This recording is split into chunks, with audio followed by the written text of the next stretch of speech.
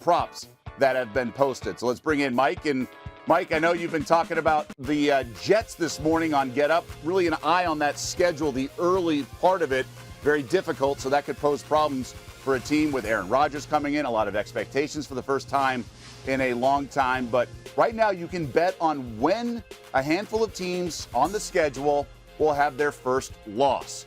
So with the Jets, obviously week 1, if you wanted to bet that, that would just be their money line at home to the Bills, which is essentially a coin flip game. They are a 1-point dog, so they're plus 05 or something along those lines. But then you think about the combined probability and the combined money line parlay of the rest of the teams. So Dallas would be the combined money line of the Jets in week 1 and then Dallas in week 2, things like that.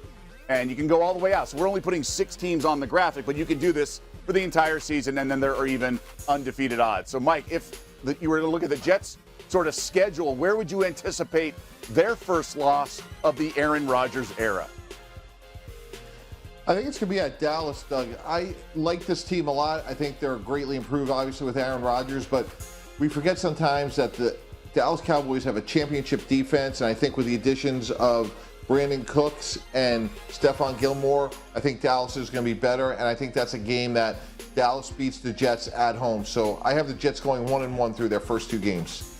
Yeah, you know, it's funny. I have Buffalo winning that opener. Maybe I'm just remember Buffalo dominating the Rams in the opener a year ago. But in general, I think it'll take some time for this Jets team to gel. I have high expectations for them. I think they're a playoff team. It's a giant upgrade at quarterback. They're not just going from a decent QB to Aaron Rodgers. They're going from a backup, whether it's Mike White or Wilson. They did not have a legitimate quarterback last year, so you couple Rodgers with the weapons and the defense. But I think it might take some time to gel. I don't know how much involved Rodgers will be in the preseason. There's just going to be an adjustment period. So I do think week 1, but I'm with you.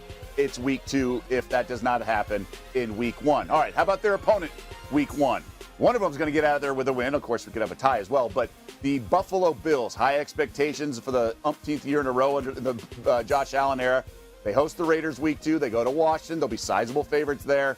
Miami had that snow bowl game last year, or actually more of a cold bowl, where the Dolphins were winning part of the game, lost by 7 ultimately. Looking ahead to their schedule, what do you anticipate? Yeah, opening day. I think they're going to lose to the Jets. Should be a great opener. There's a lot to like about Buffalo in terms of their continuity with Sean McDermott, Josh Allen, Ken Dorsey's returning as offensive coordinator. Even though they lose Leslie Frazier, their defense is about the same. But I like the Jets at home in that game, so I have Buffalo starting 0-1, Doug. All right, now they went 13-3 last year, and they did have only 2 losses. Let's call them fluky. That warm, hot game in against Miami when they had 400 yards passing, and then also later in the year that Hail Mary with the Vikings and that crazy end of the game with the fumbled snap around the goal line. Where, if the Bills did survive the opener against the Jets on the road, where do you anticipate maybe their first loss coming? That's a good question. Maybe the Giants. I think they go on a little bit of a roll. I like the way that schedule sets up for them. I don't like Washington much, and some of their other opponents like Vegas, Miami. I think those are very wonderful games. So after opening day, Doug, I think they go on a run, and maybe it's the Giants until their next loss. Yeah, so that would be week 6, 20-1 odds. I would throw something on week 5. I think the international game against the Jaguars.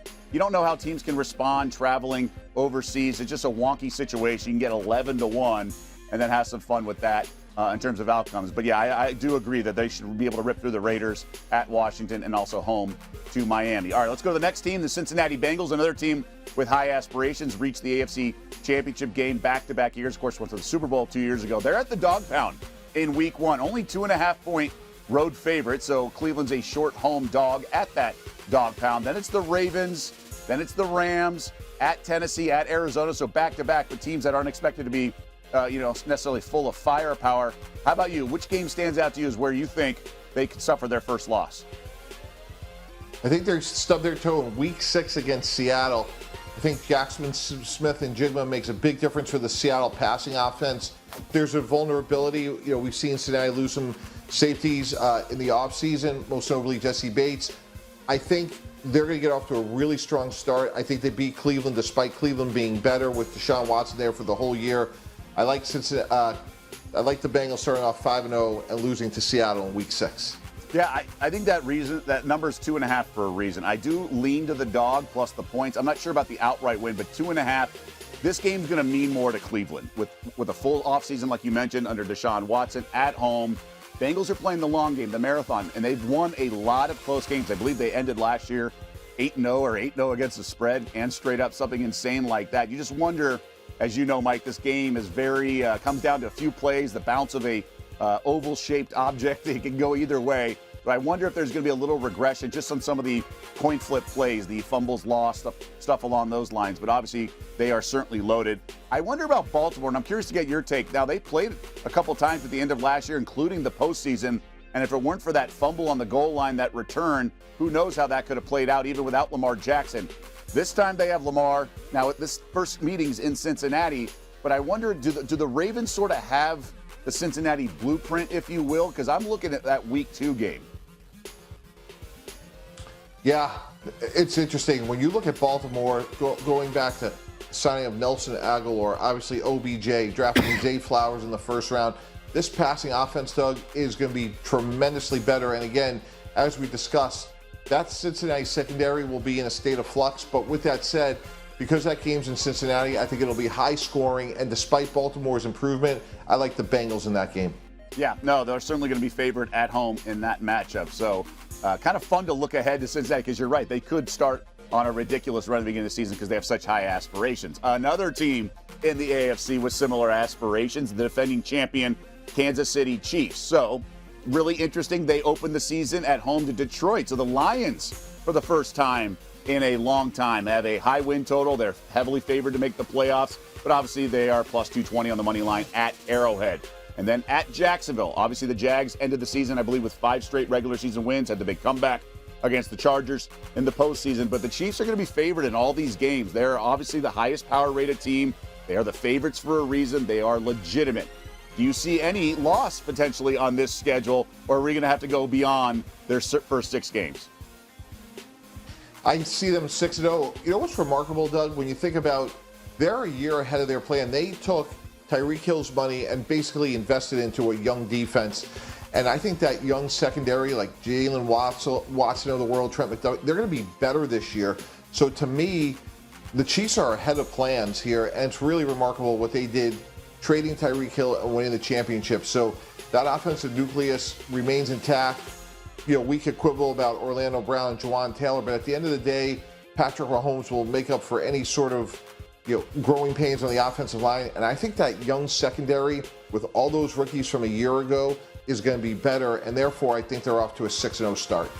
Yeah, hard to fault you there. Spags obviously done a wonderful job with that defense.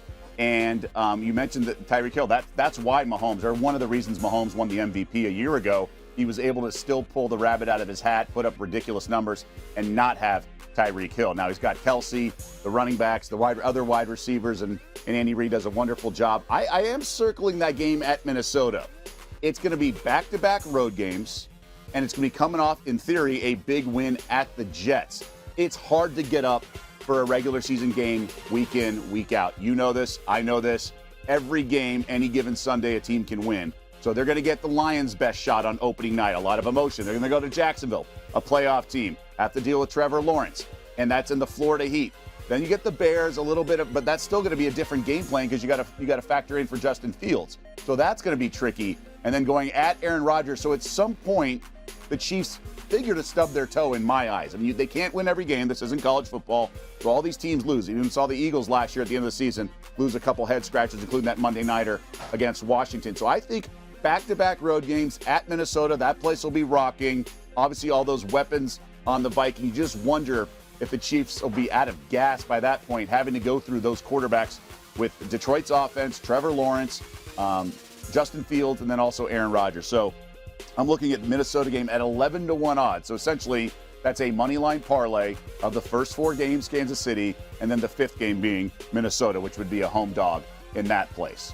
All right, the team that was undefeated the longest last year and it really started to get some buzz from an undefeated season was the Philadelphia Eagles. So let's look at their schedule ahead. Obviously, a different sort of degree of difficulty coming in the NFC, a much weaker conference than the AFC, but they have some AFC teams on this schedule. Anybody stand out to you as where you think Philly could suffer its first loss? Yeah, New York Jets, October 15th on the road, that short bus trip up the Jersey Turnpike. I think it'll be a great game. I like the Jet defense, and if you can make Jalen Hurts one-dimensional, that gives you the best chance to win. So this should be really an exciting game, close game, but I think that's Philadelphia's first loss on the road against the Jets in Week 6. All right, well, it took us a handful of teams, but we got to the same pick. I have the Jets as well. Philly, with that unique offense, everyone's going to be fresh, right? The line's going to be fresh, the running backs, the quarterback. We know Hurts got hurt later in the season. So when everyone's at full capacity, they are a dynamic offense, and the defense is good. We know they reloaded with some guys, the Georgia products. So I do have that Jets game. But, Mike, I got to ask you, so this Jets team is over-under of 9.5 wins. They're the second favorite in the division. Everyone knows they have Aaron Rodgers. But it sounds like you're expecting a big season from Gang Green here. I am. My one concern, though, is their left tackle. Mekhi Becton's played one game in 2 years. Dwayne Brown's 38. He only played 12 games last year. So if they can protect Aaron Rodgers, which is a big if, maybe they put Vera Tucker out at tackle, I think they could have a great year. But it's protection first, especially with an aging quarterback. What about coaching? Obviously, when Saleh came in, they said, all right, you have a young quarterback. We've got a multi-year deal. Sort of growth and progression and improvement was expected. But now, overnight, you get Aaron Rodgers, and now you're in the Super Bowl discussion. Is he ready for that? Obviously, former DC in San Francisco. They went to the Super Bowl, nearly won it, if not for Mahomes' magic. So he has that coaching experience, but just not as a head coach. What are your thoughts there? Yeah, look, he's still a work in progress. I think the big advantage they have is when I was at the Jets and we traded for Brett Favre, we got him in August. Our quarterback coach was Brian Daboll. Our offensive coordinator was Brian Schottenheimer. They did a great job to get Brett up to speed right away. The advantage from a coaching standpoint to me is Nathaniel Hackett. So he's been with Aaron Rodgers before, and because of that continuity, I think that gives Aaron a much better chance of being successful, especially him being there in March. So Robert Saleh, to me, is still a work in progress, but I'm very bullish on Nathaniel Hackett and that Jet offense.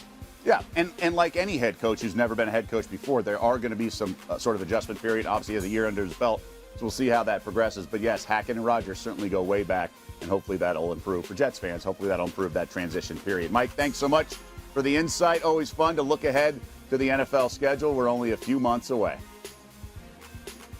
Thanks, Doug. All right, a segment we like to call Before I Let You Go.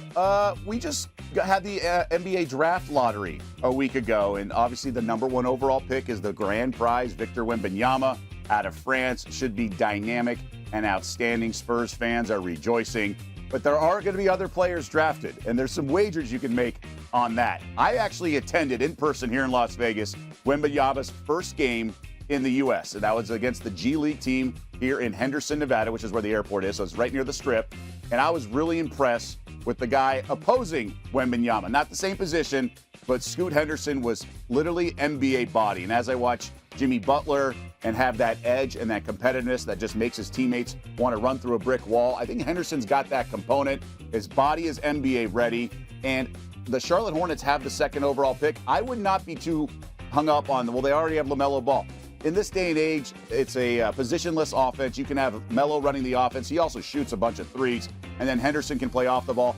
Good players figure it out, so I wouldn't be worried that you need a traditional point guard in Henderson. He has to have the ball, so that way you can't draft him. Brandon Miller out of Alabama is certainly in the discussion. He's the second favorite, but I like Henderson to go number 2 overall at -130. Obviously, we know about Brandon Miller's off-the-court issues. I think that could maybe deter some teams from wanting to invest a high pick, so I could see him slipping a little bit in terms of when we're splitting hairs. So I do like Henderson. He's just been so dynamic. He has an edge to him, a competitive fire that's going to translate to the NBA effectively, and his game as well. So most other years, I think, be the number 1 pick.